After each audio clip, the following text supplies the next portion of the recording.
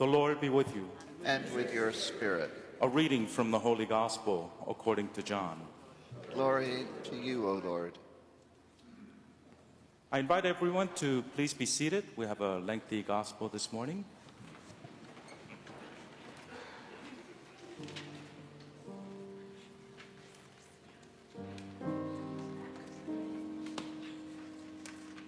Now a man was ill, Lazarus from Bethany, the village of Mary and her sister Martha.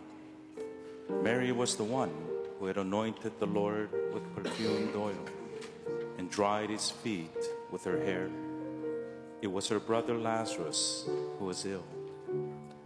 So the sisters sent word to him, saying, "Master, the one you love is ill." When Jesus heard this, he said, "This illness is not to end in death, but it is for the glory of God, that the Son of God may be glorified through it."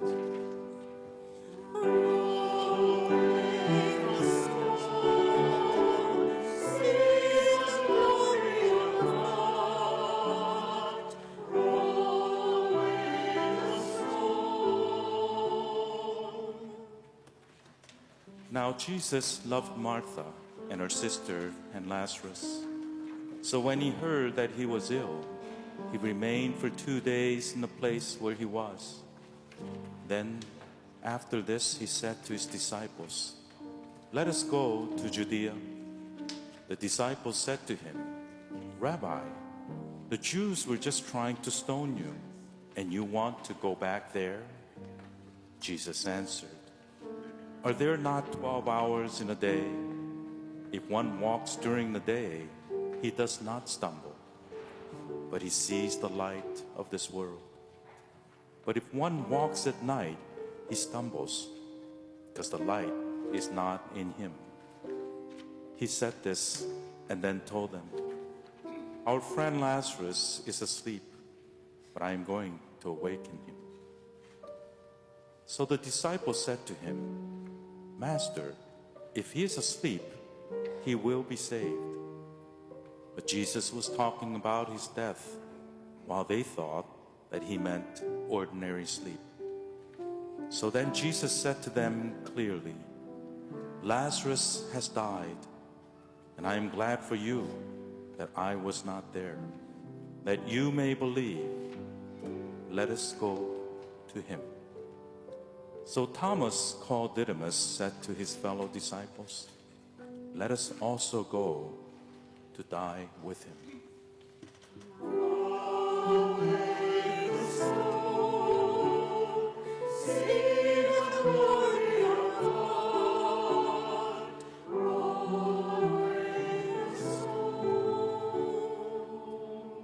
When Jesus arrived, he found that Lazarus had already been in the tomb for 4 days.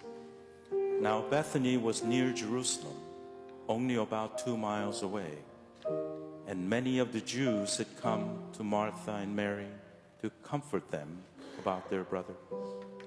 When Martha heard that Jesus was coming, she went to meet him, but Mary sat at home.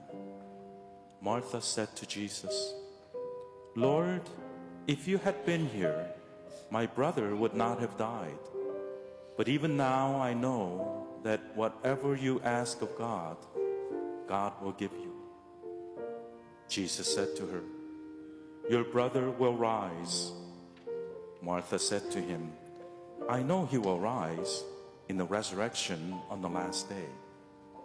Jesus told her, "I am the resurrection and the life. Whoever believes in me, even if he dies, will live. And everyone who lives and believes in me will never die." "Do you believe this?" She said to him, "Yes, Lord. I have come to believe that you are the Christ, the Son of God, the one who is coming into the world."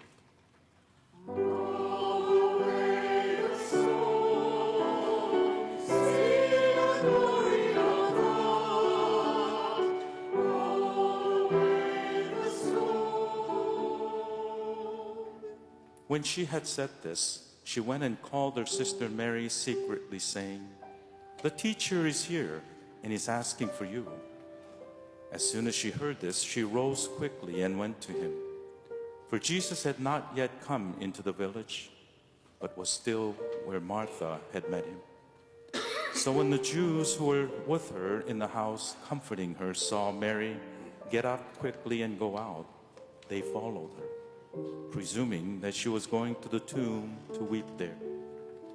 When Mary came to where Jesus was and saw him, she fell at his feet and said to him, "Lord, if you had been here, my brother would not have died."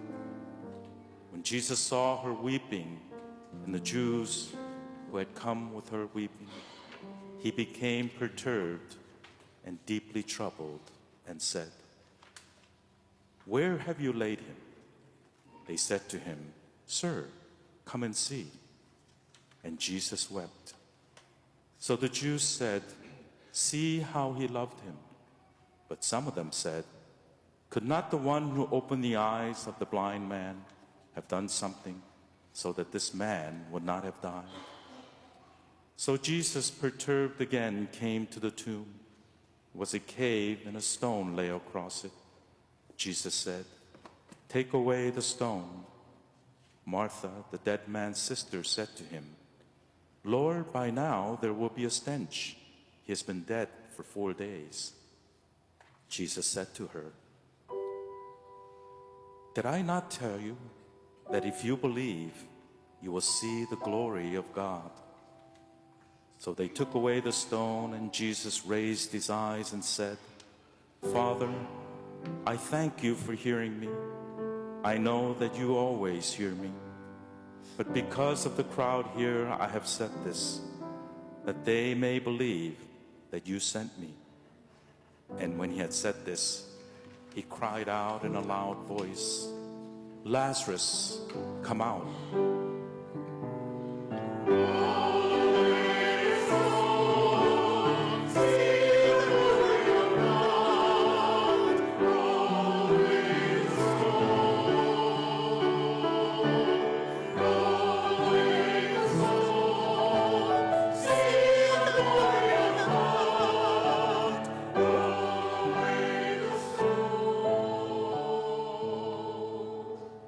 The dead man came out tied hand and foot with burial bands, and his face was wrapped in a cloth. So Jesus said to him, "Untie him and let him go." Now many of the Jews who had come to Mary and seen what had been done began to believe in him. The Gospel of the Lord.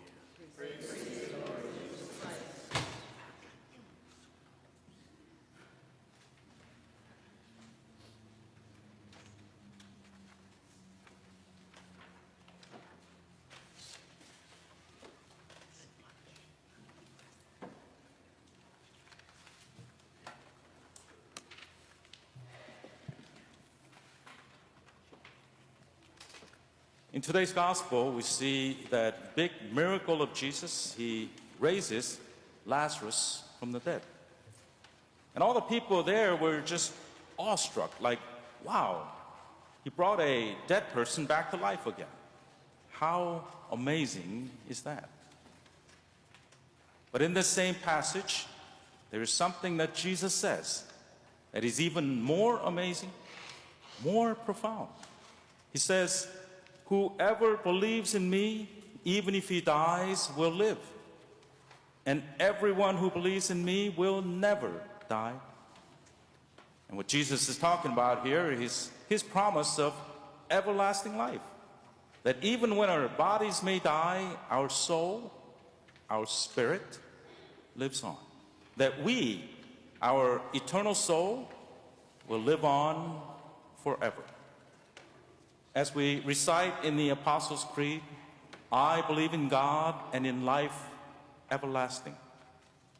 That is one of our most fundamental beliefs as Catholics, that with Jesus, we will never die.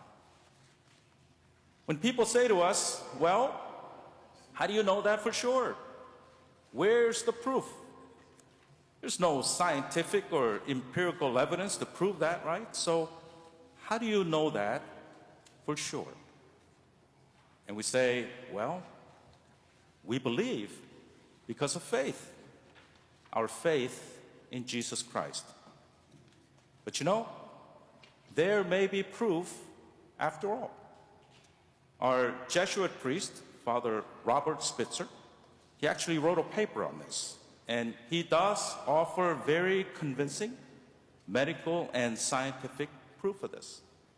That we are made of more than just this physical body, that we have a soul, a spirit, that is separate from the body.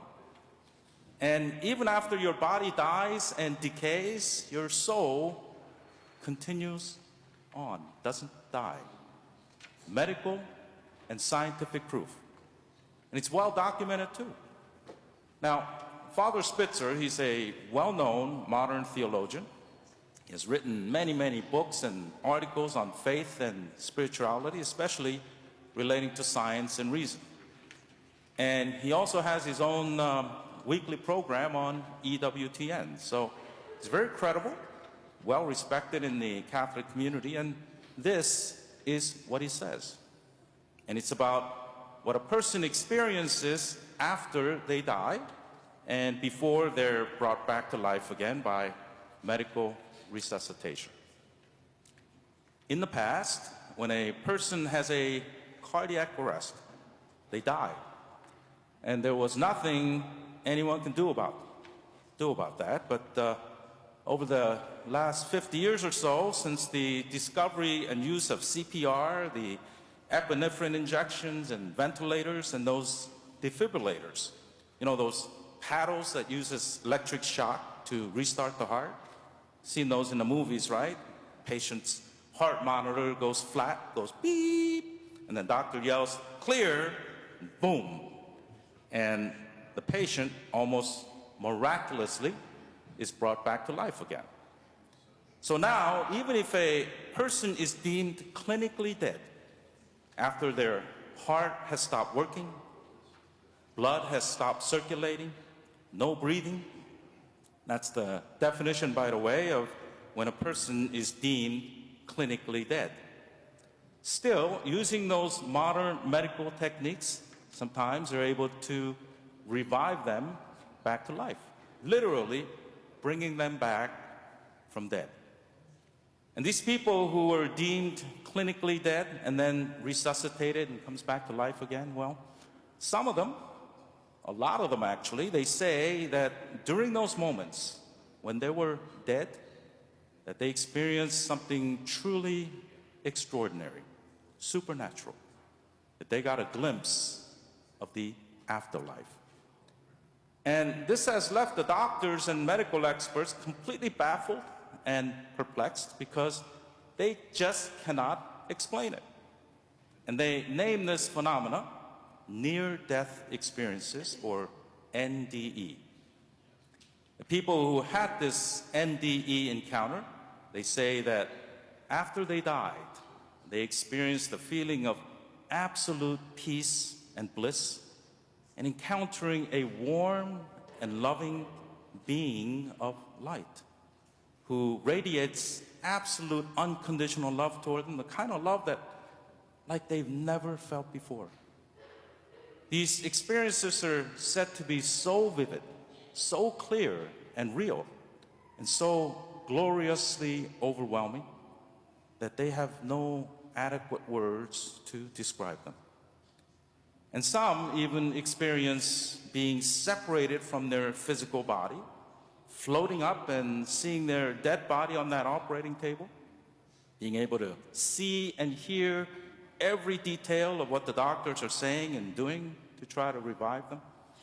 And afterwards, they're able to recount every detail of, with utmost accuracy, things that they could not possibly have known. Some people even recount being welcomed and conversing with dead family members.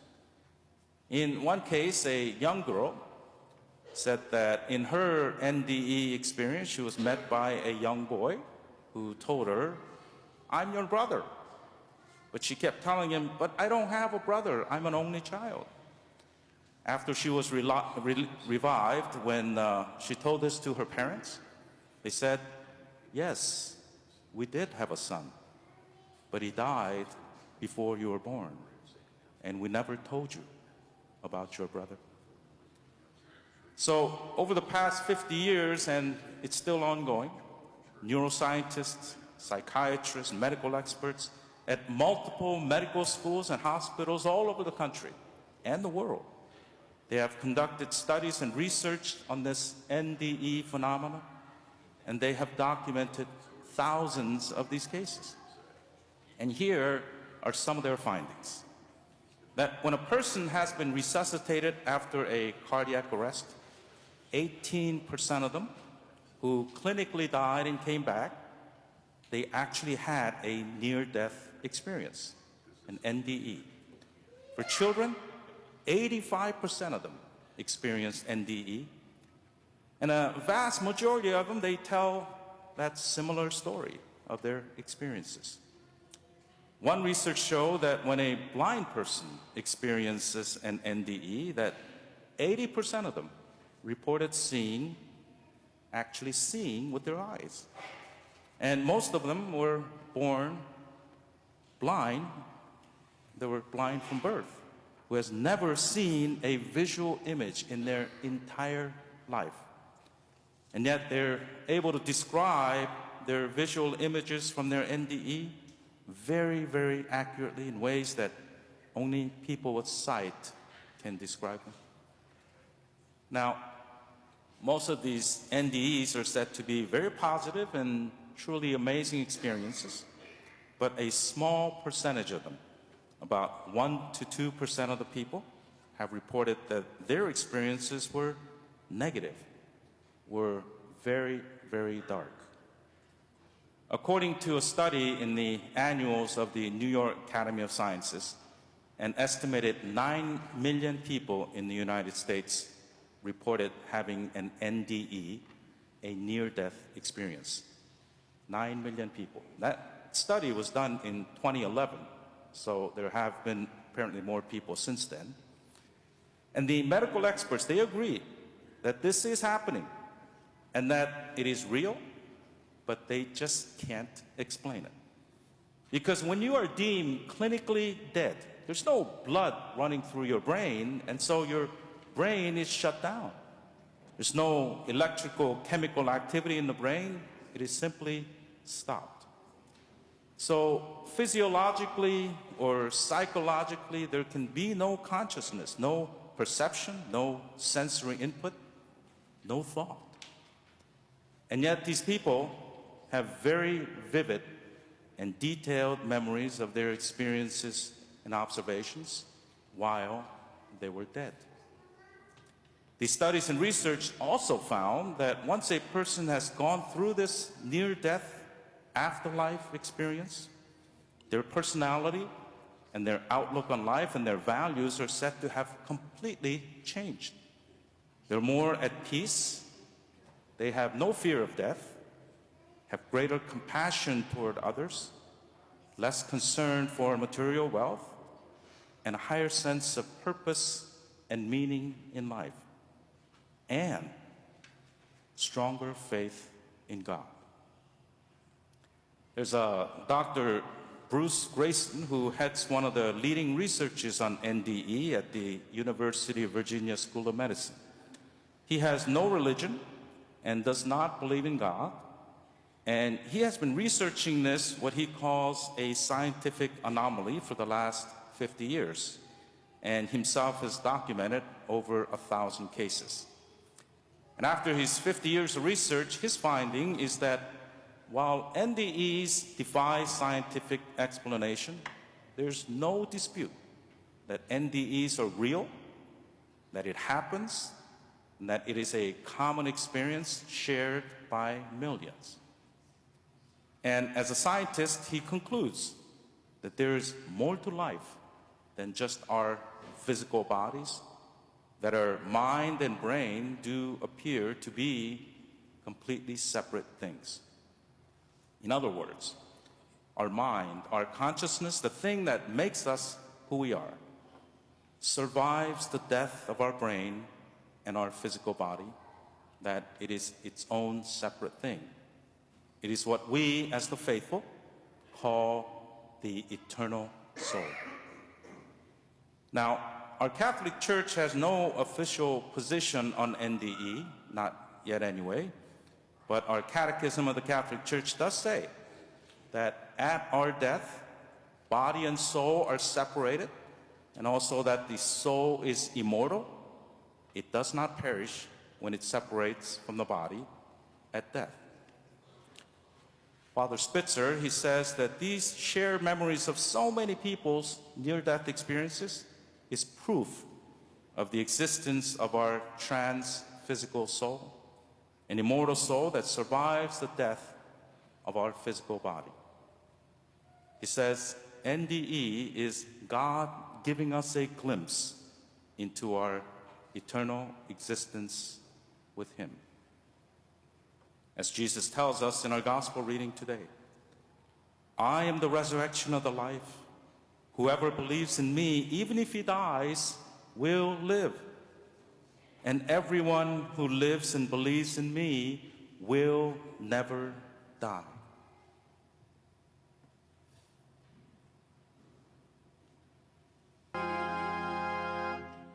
The Lord be with you.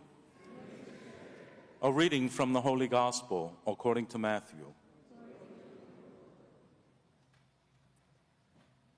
At that time, Jesus was led by the Spirit into the desert to be tempted by the devil. He fasted for 40 days and 40 nights, and afterwards he was hungry. The tempter approached and said to him, "If you're the Son of God, command these stones to become loaves of bread." He said in reply, "It is written, one does not live on bread alone, but on every word that comes forth from the mouth of God." Then the devil took him to the holy city and made him stand on the parapet of the temple and said to him, "If you're the Son of God, throw yourself down, for it is written, He will command His angels concerning you, and with their hands they will support you, lest you dash your foot against the stone." Jesus answered him, "Again it is written, you shall not put the Lord your God to the test." Then the devil took him up a very high mountain and showed him all the kingdoms of the world in their magnificence. And he said to him, "All these I shall give to you, if you will prostrate yourself and worship me." At this, Jesus said to him, "Get away, Satan. It is written, the Lord your God shall you worship, and Him alone shall you serve." Then the devil left him, and behold, angels came and ministered to him. The Gospel of the Lord.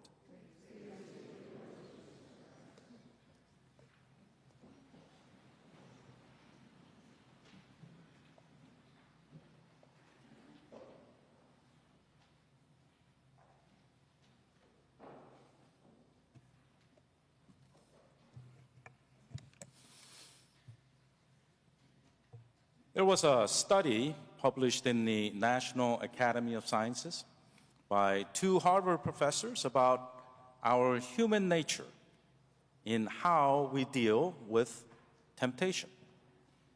You know, when you get tempted to tell a lie or cheat a little or even steal, or when you get seduced or provoked into doing something you shouldn't. How do people deal with it? What is our nature as human beings?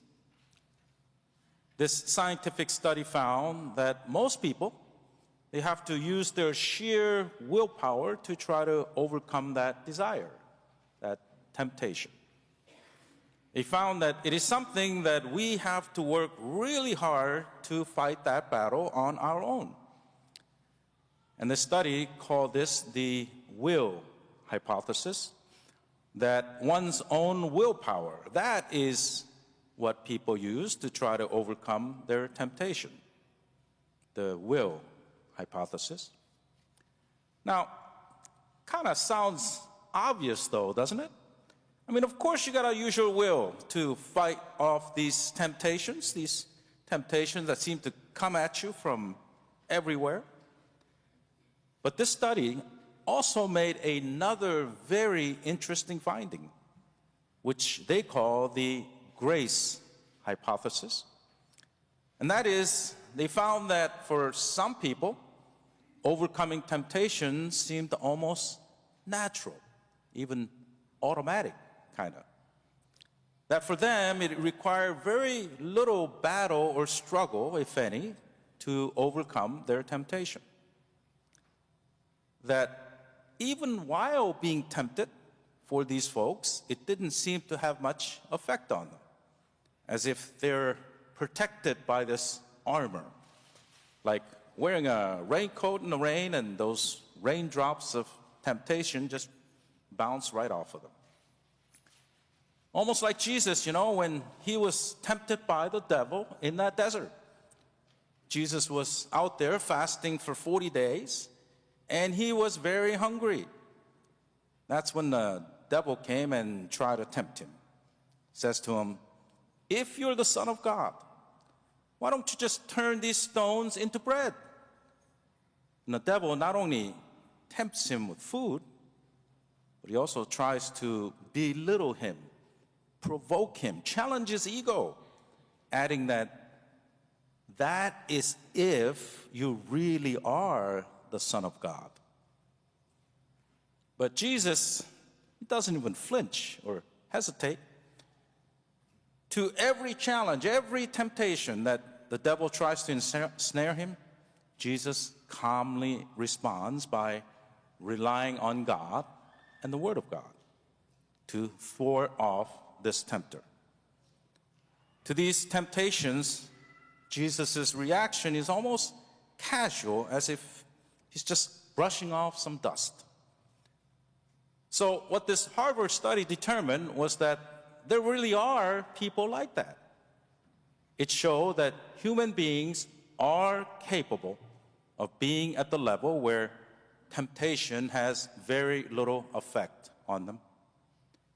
Their findings under this grace hypothesis, it suggests that it is possible for us to make that transformation into the state of moral grace. But what this scientific study was not able to tell us was, how does one go from that state of will to grace?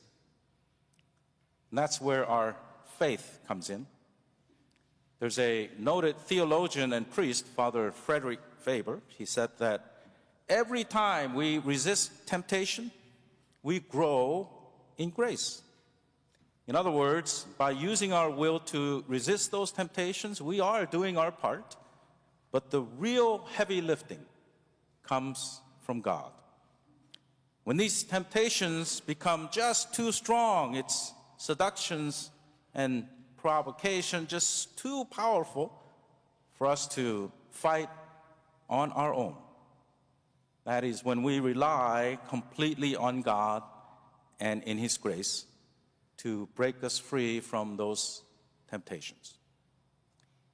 You see, we by ourselves, we are inherently weak and susceptible. Even our first parents, Adam and Eve, they also fell into temptation.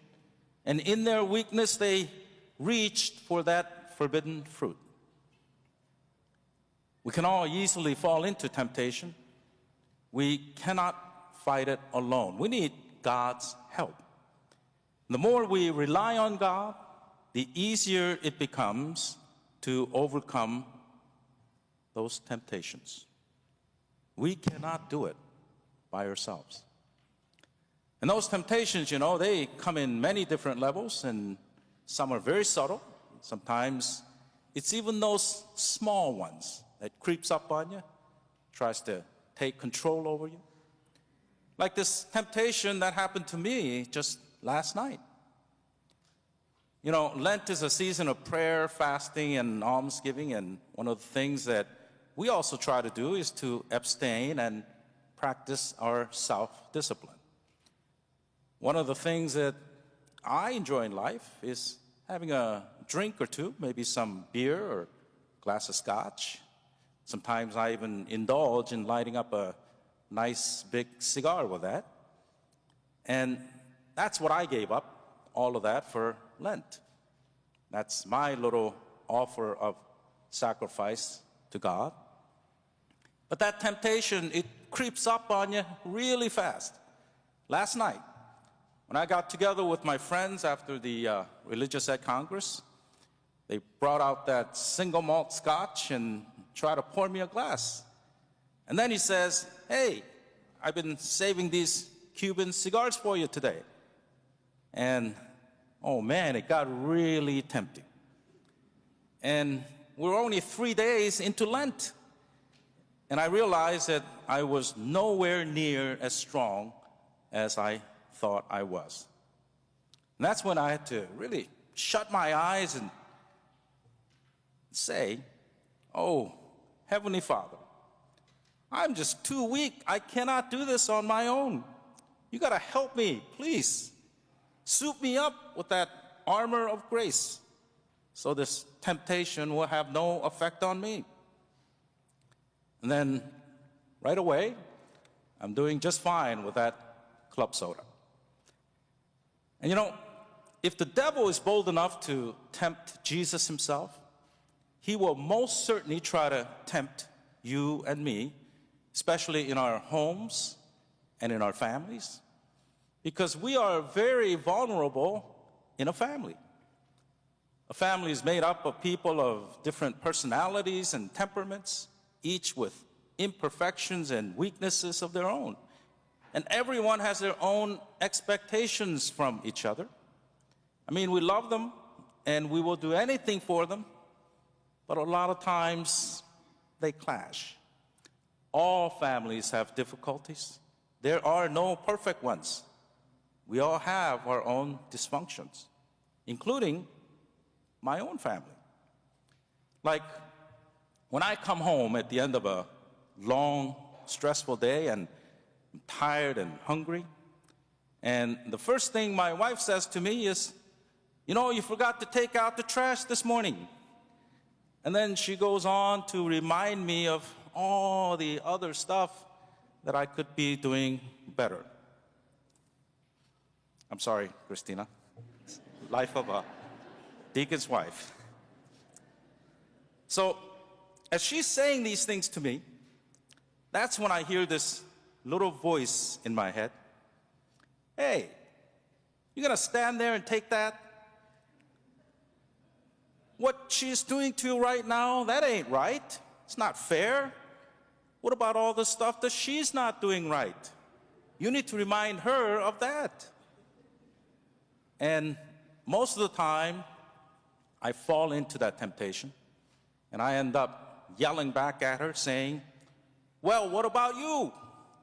Pointing out and reminding her of all her imperfections. And then this dialogue turns into an argument, with both of us throwing more and more hurtful words at each other. And it becomes something that neither of us intended. But if instead, when I heard that little voice of temptation in my head, if I would have just taken a pause, realizing that I cannot overcome it on my own, and said a little silent prayer instead, for God to shield me with this armor of His grace so that those temptations will just bounce right off of me. Then my response to my wife would have been a lot different. It would have been one of compassion and love, and focus more on her feelings rather than my own ego and self-centeredness. Those hurtful and regrettable words would never have come out of my mouth. Because even in our imperfect and feeble nature. Through the grace of God, we gain His strength and His power. When you invoke the power of the Holy Spirit and let God take charge, you'll find that resisting those temptations can get a whole lot easier.